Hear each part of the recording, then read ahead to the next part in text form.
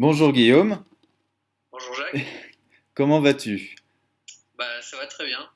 Ça va très bien. Je prends un petit peu le positif de cette situation un petit peu particulière et un peu inédite, donc ça se passe bien. D'accord. La dernière fois qu'on s'était parlé, tu avais une course de prévue des débuts en rallycross on ice, je crois. Du coup, le projet est tombé à l'eau. Euh, est-ce que tu as recontacté l'équipe d'Andreas Eriksson? Est-ce que depuis?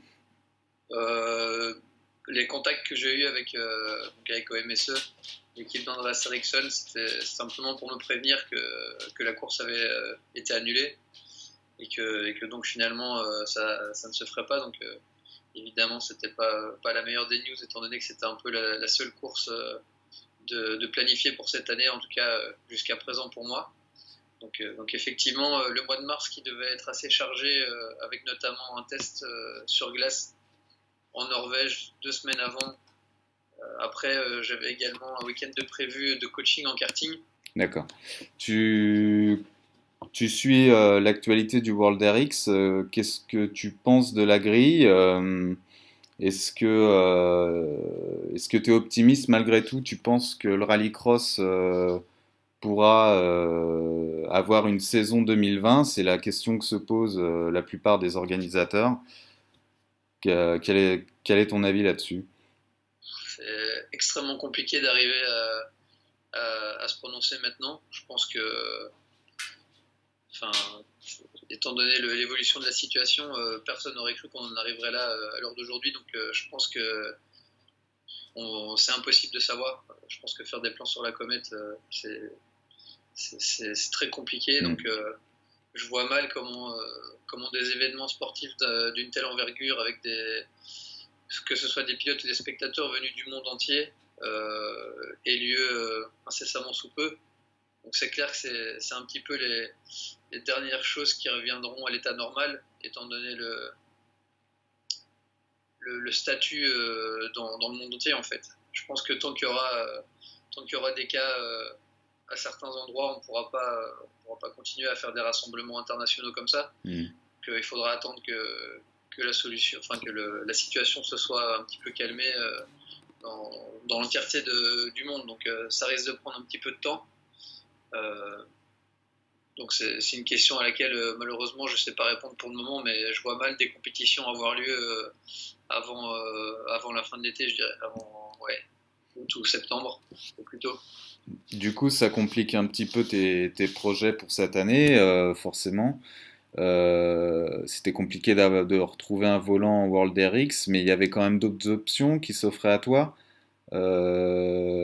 Est-ce que tu l'avais regardé du côté peut-être de l'Euro RX ou du Titan RX qui a pour l'instant fermé ses portes?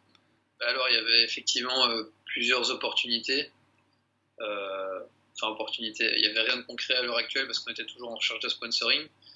Malheureusement, effectivement, la situation actuelle a tout stoppé à ce niveau-là aussi.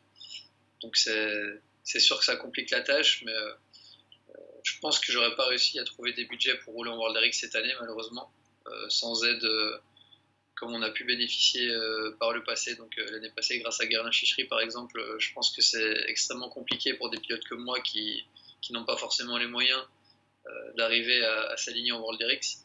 Mais effectivement, il y a d'autres options, comme par exemple l'Euro RX, avec 5 courses à la place de 10 ou 11, donc ça limite quand même pas mal les budgets, c'est des déplacements qui restent en Europe. Donc ça, c'était une solution envisageable. Il y avait aussi le Project E, donc, qui était un petit peu l'équivalent de l'Euro RX, mais en voiture électrique, donc qui était la nouvelle catégorie qui est arrivée cette année en World RX, avec des supercars complètement électriques. Et c'est vrai que je me suis beaucoup tourné vers ce programme-là, qui pour moi était très intéressant pour deux raisons. Premièrement, c'est de faire le switch vers l'électrique avant les autres, parce qu'on sait qu'en 2021, le championnat du monde FIA accueillera des voitures électriques. Donc je pense que ce sera un avantage pour moi de passer sur ce type de technologie et de voiture avant les autres. Et puis aussi parce qu'il ne faut pas se cacher qu'il est plus facile de trouver des partenaires pour ce type de programme que pour des programmes thermiques classiques. Hmm. Et justement, la situation, on voit en F1 le report du règlement à 2022, voire encore plus tard, 2023, 2024. Est-ce que il y a un risque que ça se produise aussi en rallycross, l'arrivée de l'électrique, qui soit reportée à cause de la situation actuelle, selon toi? C'est une bonne question, j'ai également réfléchi.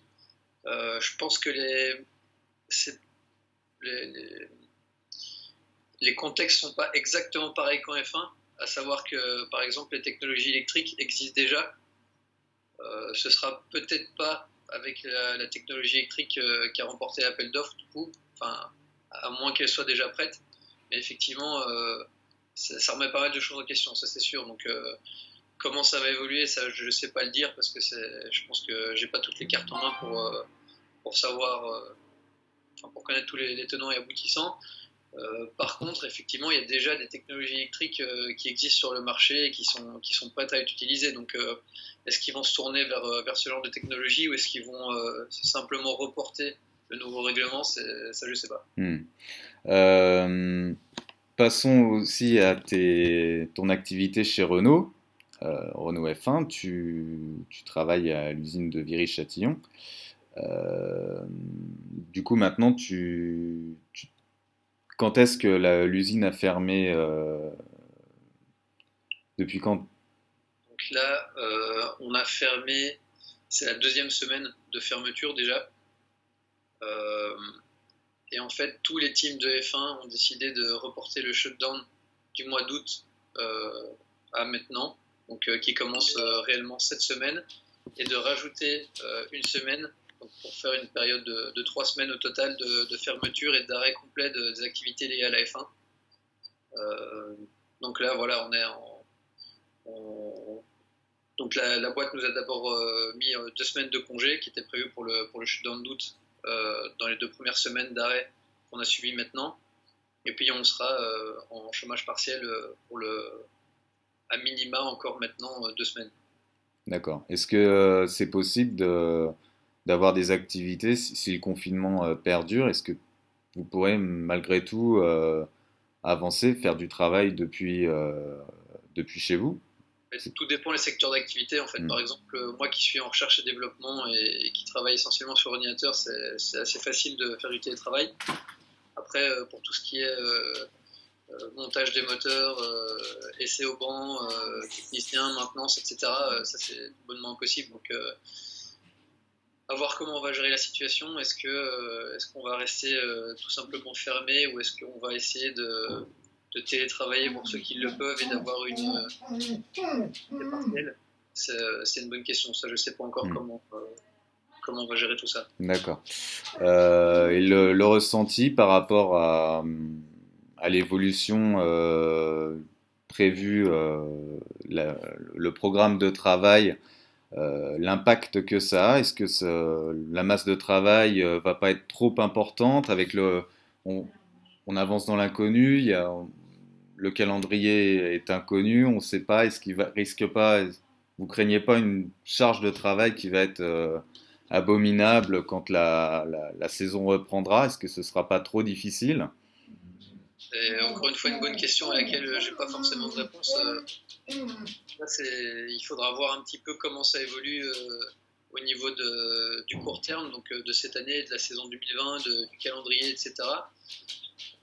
Moi, je suis pas trop lié à l'exploitation en direct parce que je suis plutôt en recherche et développement Hmm. sur du plus long terme, mais en fait, je pense qu'on va simplement reprendre là où on s'est arrêté. La charge de travail, elle est toujours supérieure à ce qu'on peut produire, donc c'est juste une question de priorité et je pense qu'on va devoir peut-être revoir certaines priorités, dépendamment de comment ça évolue sur le court terme, mais aussi sur le plus long terme avec le report du règlement, par exemple. Euh, et de voir un petit peu quelles seront les décisions majeures, savoir si par exemple en 2021 il y aura un freeze total des moteurs et des châssis, donc ça veut dire qu'en 2021 il n'y aura pas de travail à fournir directement pour cette saison-là et qu'on peut directement se mettre sur 2022 ou plus tard. Ça fait toutes des questions auxquelles malheureusement on n'a pas encore de réponse. C'est un petit peu, il faudra qu'on s'adapte, ça c'est sûr, comme tout le monde. Donc on verra un petit peu comment ça va tourner. J'ai vu que Renault travaillait sur l'élaboration, enfin aider à la fabrication des respirateurs.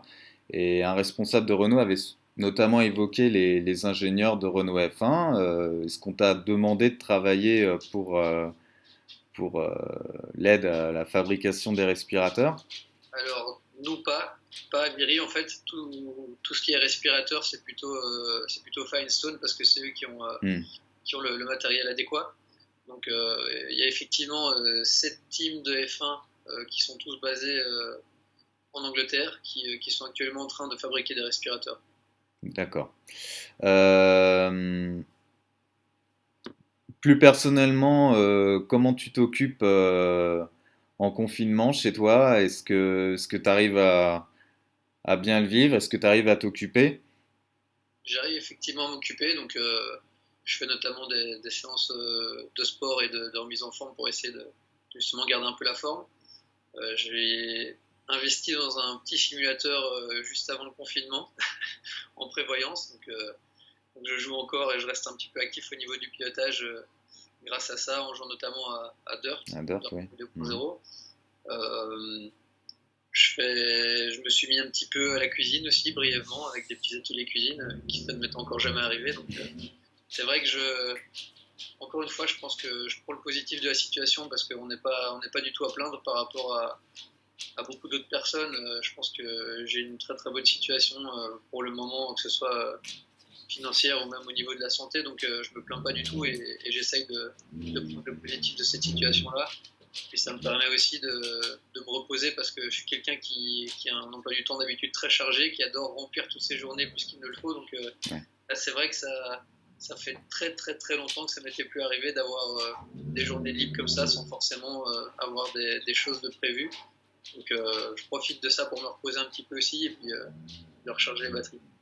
D'accord. Bah écoute, merci beaucoup Guillaume. On espère bah, écoute, que cette situation se terminera rapidement et puis bah, d'ici là, oui, repose-toi bien et puis on attend de tes nouvelles très rapidement. Merci beaucoup. Je me reposerai bien et je suis le confinement à l'aide pour que ça se termine le plus vite possible.